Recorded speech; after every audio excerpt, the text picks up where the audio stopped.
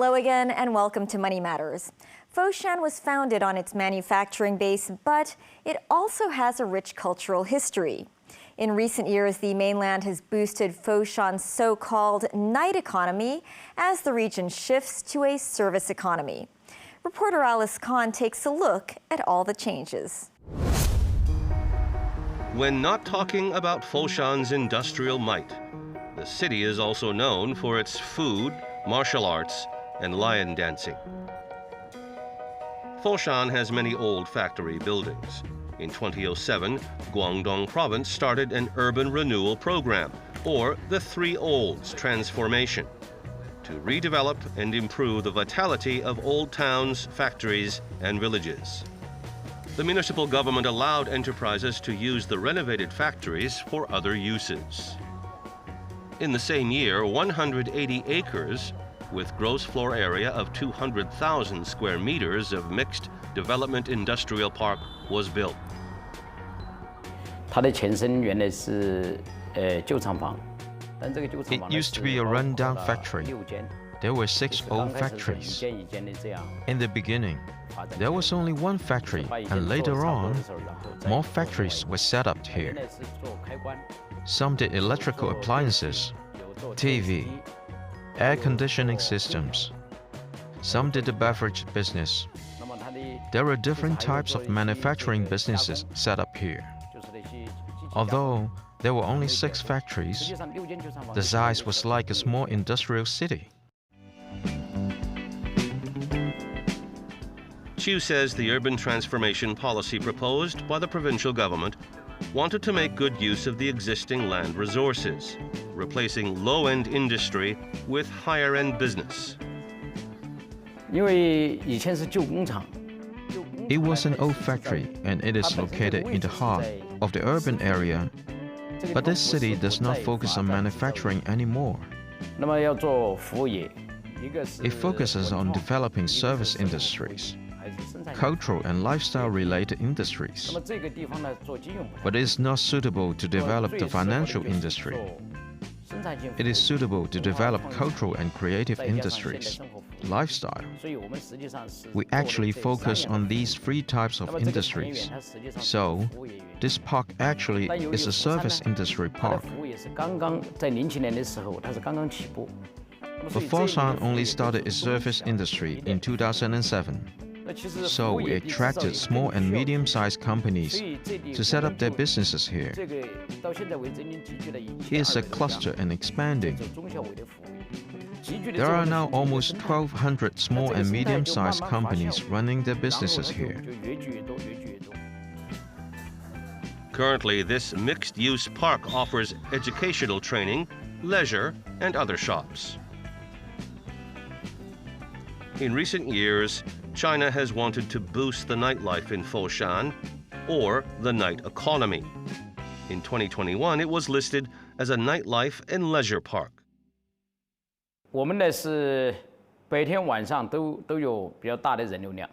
We have heavy foot traffic both in daytime and nighttime. In the daytime, people work in the offices, and they also spend time here. At night, it's more vibrant than the daytime. We have more foot traffic.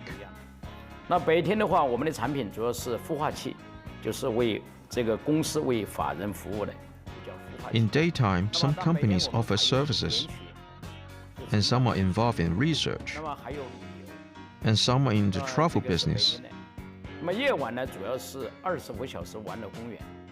At night, it became a 25-hour fun park. We offer the travel services within the urban area at night. This is the night economy. The park includes 4 different street themes: a bar street, a food street, a tea street, and a street lined with retail shops. It also has 8 different parks, including a lovers park, children's park, music park, pets park, a cultural park, and a sport park. Why do we choose to spend time here? Because it includes food and drinks, entertainment and shopping. It fits the younger generation's needs. Why do we have Pets Park? Nowadays, people spend plenty of time on the internet and become lonely. If we look at it from another perspective, people desire love.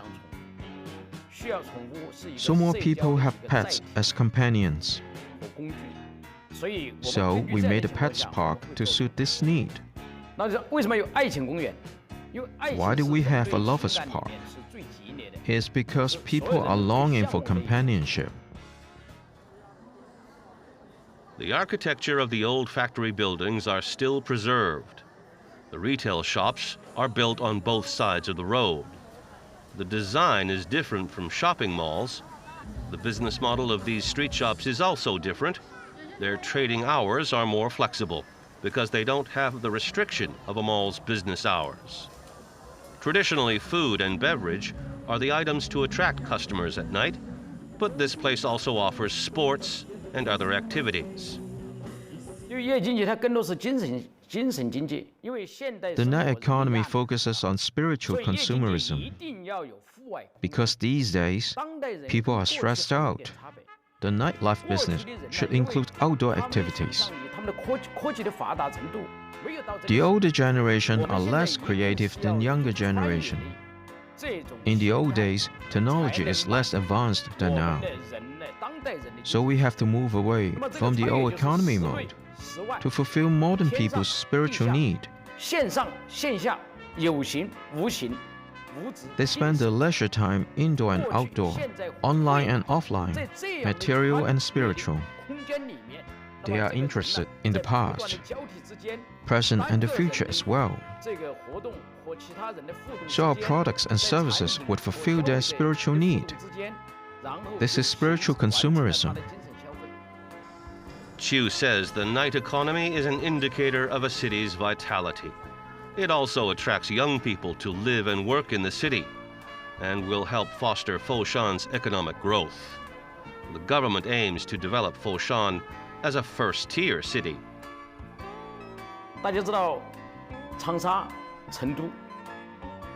Everyone knows Changsha, Chengdu are traditional cities. They are not first-tier cities, but because of the night economy, their retail sales performance is better than first-tier cities. In the GBA, Foshan has an advantage to develop its night economy. It is rich in natural resources. Firstly, it has good weather. Outdoor activities can be carried out all year round. Secondly, we have a huge population. Thirdly, it enjoys a good location in the GBA, which has the richest resources in the world. Officials note the Pearl River Delta's manufacturing base reached international standards many years ago. Once all these cities connect, the Foshan economy will greatly benefit, and the night economy will also become one of the important factors to support growth.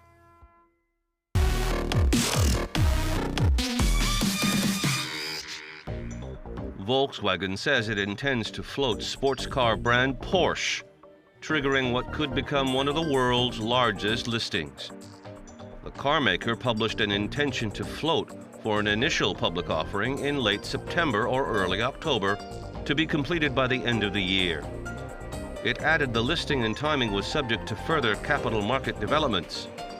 Sources close to the deal say Volkswagen may extend the 4-week period for buyers to express interest or pull its plans altogether, should investors not show enough enthusiasm. The Qatar Investment Authority has already committed to take a 5% stake in the IPO. Russian natural gas pipeline Nord Stream 1 will not resume shipments until faulty equipment is repaired by EU contractors.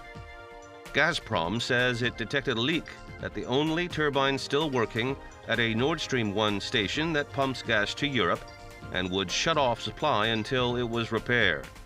The Kremlin says problems with the supply of gas from Russia were entirely the result of Western sanctions.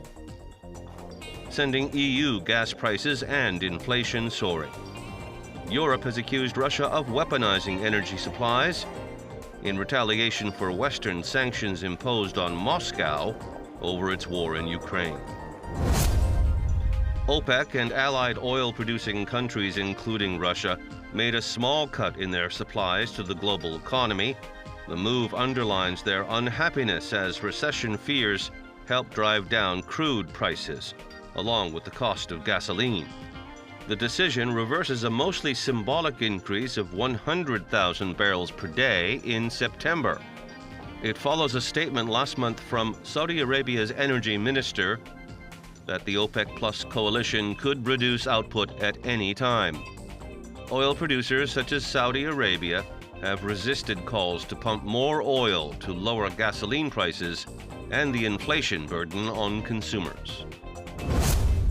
When Money Matters returns, how the history of Dongguan informs its future development. Stay with us.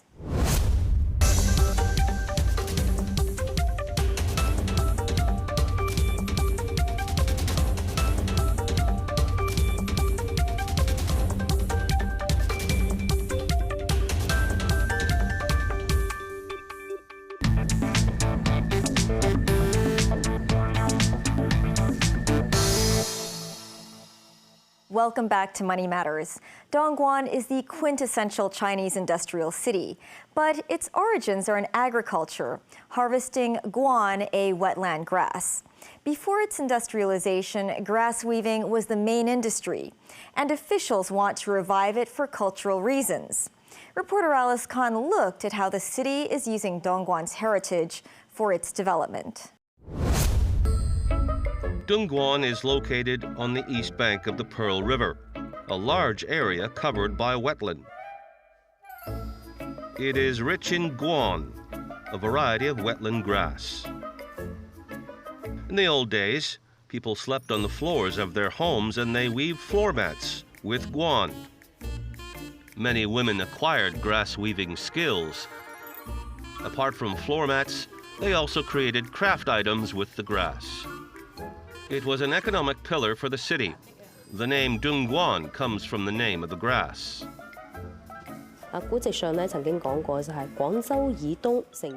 Historically, eastern Guangdong was rich in guan. Guan covered several thousand acres at one stage. Basically, all the guan came from here. In the old days, guan weaving was one of our economic mainstays, and exports of guan items was next to silk. So the grass was very important to the city's economy. But later on, it was replaced by manufacturing and faded away gradually. Huang is the deputy secretary for the Dongguan Shatianjun Cultural and Arts Center. It was opened at the end of 2020 and houses 3 large venues showcasing Dongguan's history and culture. One venue covers the wetland grass. We cover a total of 11,000 square meters.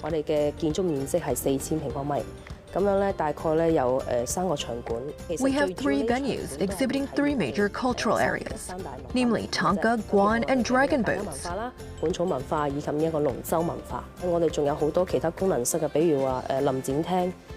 We also have many other exhibition halls showcasing photography, calligraphy, and grass painting.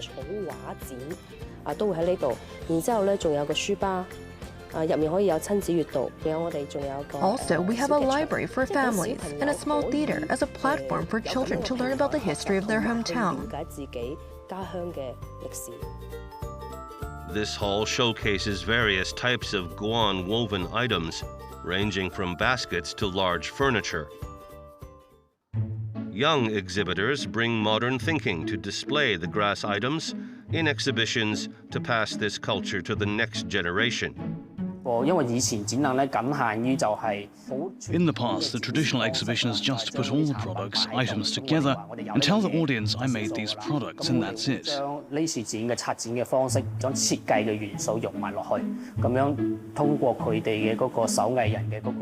Now we plan adding design and artistic elements in the grass weaving.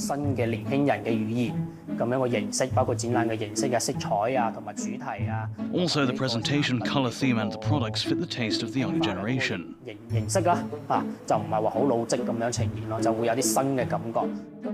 These woven arts and crafts and paintings are actually the work of primary students. This is a part of the curriculum. The art classes help the students understand their culture. In Dongguan, most of the grass products are the baskets, woven grass mats, and placemats for pots, and other daily items.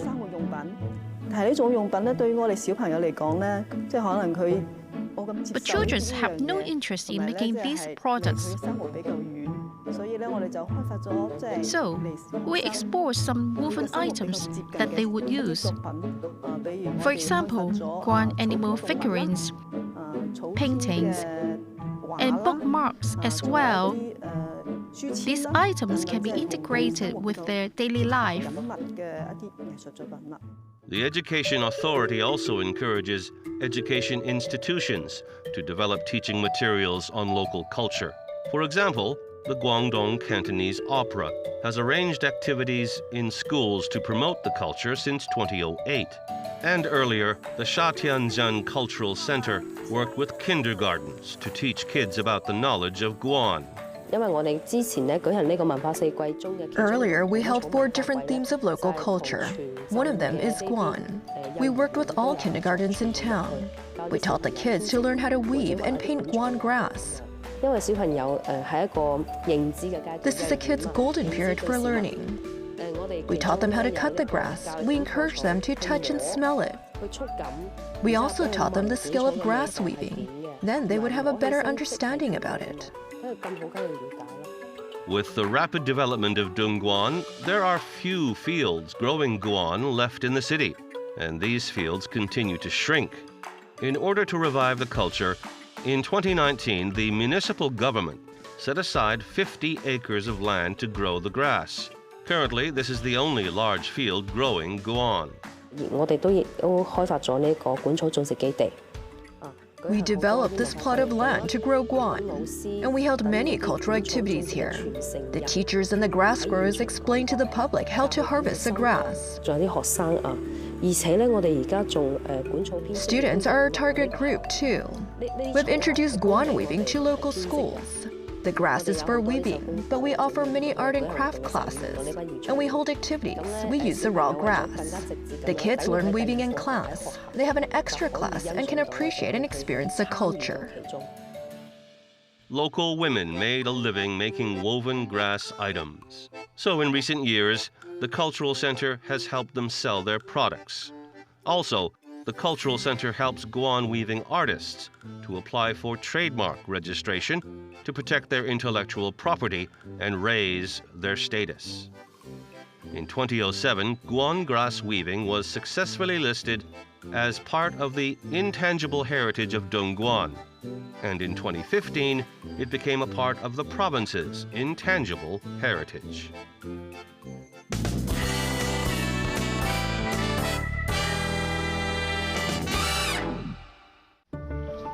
With no fuel and no money to buy food, there aren't many places to go for hungry Sri Lankans, except for a local soup kitchen. It's a sharp reminder there are too many victims of the country's debt crisis and economic collapse. Before mealtimes, a queue of hungry residents snakes around the corner of a building in Colombo, where the kitchen is located as they eagerly wait for a free vegetarian meal. This woman says she's here for her children, who are her future. The country's worst economic crisis since independence from Britain in 1948 has driven up the price of a kilo of rice from just 90 rupees to 250 rupees in the last few months. An acute fuel shortage has not only forced cars off the road, but people are now unable to cook, even if they have food supplies, as cooking gas is scarce. Hunger is common for everyone. It doesn't matter who you are. If you are hungry, you are in need. So the community kitchen concept is open for anyone who is hungry to come and eat. The only thing that we say is there's no takeaways. You have to come and eat. Any amount of what you want to eat, you are free to eat.